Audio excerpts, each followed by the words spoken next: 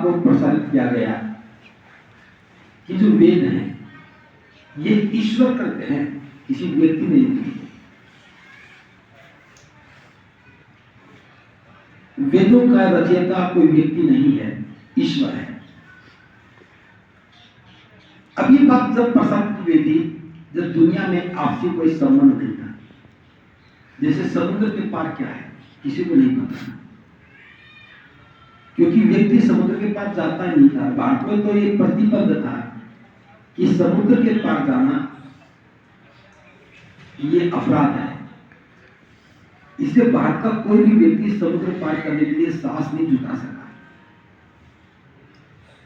अब जितनी भी बातें ईश्वर करते हैं उनकी सबसे बड़ी बात है, जैसे इस्लाम के लोग कहते हैं कि कुरान, ये तो बात की बात है ना, अभी की बात है, ये अल्लाह के मुख से बोले गए शब्द हैं, खुदा के मुख से। आदमी ने नहीं लिखे, जिसने लिखा है उसे कुछ पता नहीं क्या लिखा है, वो तो पढ़ा लिखा ही नहीं था, लेकिन खुदा ने बोला, उसने सुना और लिख दिया। ऐसे करके ईश्वर ने बोला तो किसने लिखा है? सबसे बड़ी बात जो है, भारत में बोला तो संस्कृत में लिखा, अरब में बोला तो अरबी में लिखा।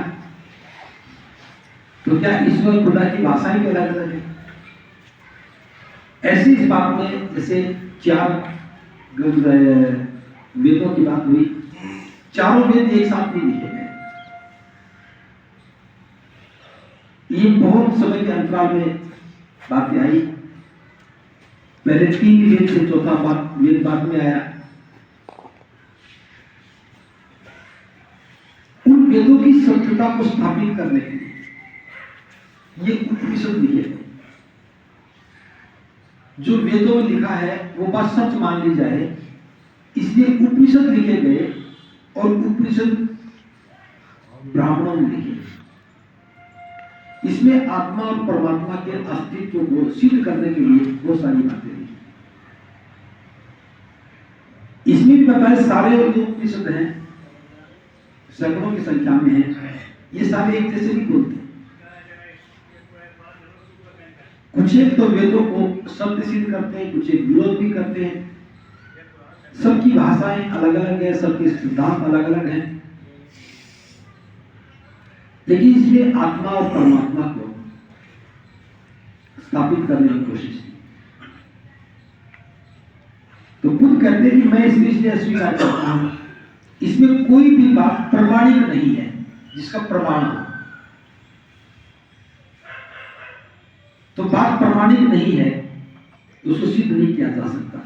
यह एक जिक्र आया है, एक जो उपनिषद का रचयिता है, एक याज्ञवल्क्य की जैसा ब्राह्मण है, इसे पूछा कि क्या आत्मा या ब्रह्मा होता है? तो उसने उत्तर दिया, नेति नेति, यानी कि मैं नहीं जानता हूं, मैं नहीं जानता। अब जिस उपनिषद का लेखक कहता कि आत्मा ही ब्रह्मा है, ब्रह्मा ही आत्मा है, और जो उससे पूछा जाता तो कहता कि मैं नहीं जानता कि आत्मा कौन है, ब्रह्मा कौन है, तो ठीक कैसे रहा है?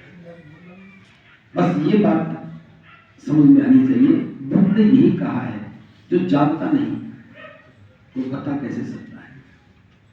तो सारे जो ग्रंथ लिखे गए ये अज्ञानता में लिखे गए, और बुद्ध यही कहते हैं ये सारे उपनिषद हैं, ये अविद्या का अध्ययन है, अज्ञानता का अध्ययन है, इसमें ज्ञान की कोई बात नहीं।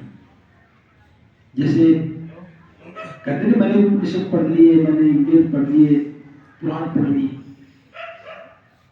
तो वेदों की स्थापना में पुराण खड़ा है, पुराणों की स्थापना में ये उपनिषद खड़े हैं, उपनिषद झूठ की बुनियाद पर खड़े हैं, तो सारे ढांचा बेबुनियाद है। तो बुद्ध ने कहा कि जब तक हम जानना नहीं, समझना नहीं, उसको स्वीकार क्यों करें? तो उपनिषदों में ऐसी कोई बात नहीं है जो जीवन के कल्याण की बात है, जो जीवन को श्रेष्ठ बनाने की बात है, जो जीवन के काम आने वाली बात है। जैसे हम एक बात करें, आत्मा होती है, ये नहीं होती। इससे हमें फर्क क्या पड़ता है? दुनिया में कितने लोग आए, कितने चले गए, जो आज है वो चले जाएंगे, फिर लोग आएंगे। उस सब की आत्मा क्या हुआ? कहां गई आत्मा? सारे धार्मिक तो नहीं थे, सारे भी अपराध करने वाले नहीं थे, सारे ही पुण्य कमाने वाले नहीं थे। तो जिस बात का अस्तित्व नहीं, पता ही नहीं क्या होता है, तो उस पर क्यों चर्चा की जाए? तो बुद्ध का एक स्पष्ट दृष्टिकोण है, जिसको जानते नहीं उस पर अध्ययन करे जाओ, उस पर बातें करे जाओ। यह तो जानने का प्रयास, आत्मा होती है नहीं होती, फिर तो एक अलग बात। जानने का प्रयास था, नहीं जान पाए कोई बात नहीं, लेकिन बिना जाने उसकी महिमा मंडन करना ये उचित नहीं है, समय की बर्बादी है। तो इसी में बुद्ध कहते हैं यह वास्तविक सत्य कैसे हो सकता है, इसलिए पूर्व कल्पना पर आधारित उपनिषदों की अवधारणा को अस्वीकार करने में उन्हें कोई कठिनाई नहीं थी। ये तो सिर्फ कल्पना है, और कल्पनाएं तो कुछ भी हो सकती है। उदाहरण के लिए बात कर रहा हूं, जैसे स्वर्ग है। सभी लोग स्वर्ग के बारे में कितनी बातें करते हैं। मैंने भी बचपन से सुना शुरू किया। किसी घर में जाओ, सब लिखा मिलेगा पुरुषों के पीछे स्वर्गीय। सबने मान लिया कि जो दुनिया से गया है वो स्वर्ग में गया होगा, माना है ना। किसी ने लिखा है कि जिसने खूब अपराध किए, महाअपराधी, उसकी चित्रवृत्ति स्वर्गीय लिखा होगा। या कि देखा कि बहुत बड़ा अपराधी मरा और उसने लिख दिया नरकीय, नहीं लिखा, क्योंकि नरक में कोई भेजना पसंद नहीं करता। जाने वाला कहां गया उसको नहीं पता, एक पीछे वाले सोचते वो स्वर्ग में गया। अब स्वर्ग में क्या है? बहुत सुंदर कल्पना है, बहुत सुंदर वातावरण है, संगीत बजते हैं, झरने चलते हैं, प्यास लगी तो अमृत पीते हैं, यानी कि सुंदर सुंदर परियां हैं। बुद्ध कहते हैं कि किसने देखा, किसने बताया ऊपर से लाकर? मैंने कई बार कहानी सुनाई है ना, उस नौजवान से पूछते नदी किनारे तपस्या करने वाले से, क्या तुमने स्वर्ग देखा है? नहीं देखा। क्या तुम उस व्यक्ति को जानते हो जो पृथ्वी से स्वर्ग में गया हो और वहां से बताया हो आ जाओ स्वर्ग बहुत अच्छा है? नहीं जानता। पूछते क्या तुम उस व्यक्ति को जानते हो जो पृथ्वी से स्वर्ग में गया हो और वहां से लौट करके आया हो, उसने बताया हो कि स्वर्ग ऐसा होता है? और मैं किसी को नहीं जानता। तुमने देखा नहीं, जो ऊपर गया उसने बताया नहीं, कोई वहां जाने वाला लौट करके आया नहीं, तो किसने बता दिया कि स्वर्ग ऐसा होता है? बात समझ में आई? कितनी बड़ी बात है। किसने देखा नहीं, किसने जाके बताया नहीं, कोई जाके लौट के आया नहीं, तो स्वर्ग की कल्पना कहां से आ गई? बुद्ध कहते हैं जिंदा व्यक्ति जा नहीं सकता, मुर्दा लौट के आ नहीं सकता, तो किसने बताया कि स्वर्ग होता है? तो बुद्ध का यही बुद्धिवादी तर्क है, ये रास्ता साफ करता है। त्रिकल्पना है, स्वर्ग एक कल्पना है, नरक एक कल्पना है, ताकि लोग डरे और लोग पैदा करें। लोभ होगा तो क्या होगा? लोभ होता तो हम लाभ की बात होगी। आपके मन में लोभ पैदा होगा तो किसी को लाभ होगा। लोभ लाभ का ही दूसरा नाम है। जिसके मन में लोभ होगा उसके मन में लाभ की बात होगी। जो लोभ पैदा कर रहा है, आपके मन में लोभ क्यों पैदा कर रहा था? कि उसे लाभ हो। उदाहरण के लिए बात कर रहा हूं, धनतेरस पर आपको पत्नी खरीदनी चाहिए। क्यों खरीदोगे? इसलिए आपके मन में लोभ पैदा किया। खरीदोगे तो आपके घर में धन आएगा। सोना चांदी में कुछ भी खरीदो धन आएगा। अब आपके मन में लोभ पैदा हुआ, आप बाजार आओगे, जिसने लोभ पैदा किया उसे सामान खरीदोगे तो उसको लाभ हो गया। जो आपके मन में जो भी भाव पैदा किया, आपको लगता है कि मुझे लाभ होगा, लेकिन जिसने पैदा किया है लाभ उसको होता है। यही क्या दृष्टि है। तो स्वर्ग में जाने का लोभ दिया कि तुम्हारे घर से जो व्यक्ति गया है वो स्वर्ग में चला जाएगा, बस ये कर्म कांड कर लो। अब आप जो कर्म कांड करते हैं उससे उस व्यक्ति को लाभ होता है जो करवाता है। आप घर में बुलाते हो तो उसको कुछ देते हो, लाभ हो गया। आप बस्ते लेकर के गंगा में जाते हो तो उसी को लाभ होगा। वहां से लौट करके आते हो तो उसी को लाभ होगा। तो लाभ कमाने वाले 3 लोग हैं, जो योजना बनाता है वो, जो सामान बेचता है वो, और जो आपके संस्कार करवाता है वो। योजना बनाने वाला तो उससे तो दूर बैठा हो, आपके घर में नहीं आएगा। ये कोई तो आएगा, उसी का भाई बंद आएगा, वही संस्कार करवाएगा, तो लाभ गया। तो इन 3 लोगों की जुगलबंदी असत्य को सत्य स्थापित करने की कोशिश करते हैं। इसके लिए ग्रंथ रचे गए।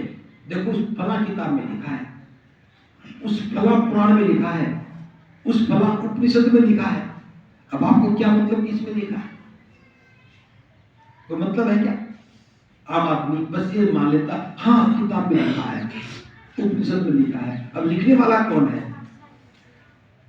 कोई नहीं जानता। इसमें वेदों का भी कोई रचयिता नहीं है। वेदों में किसी का नाम नहीं लिखा, ये वेद किसने लिखा?